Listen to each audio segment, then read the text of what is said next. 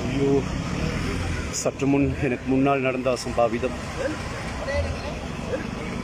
கிரிகத்தன பாறையில். ஆனால் இது எந்த இடம்? எந்த இடம் அது? என்ன இடம் இது? எனக்கு அது வட்டவலை பிரதேசத்தில்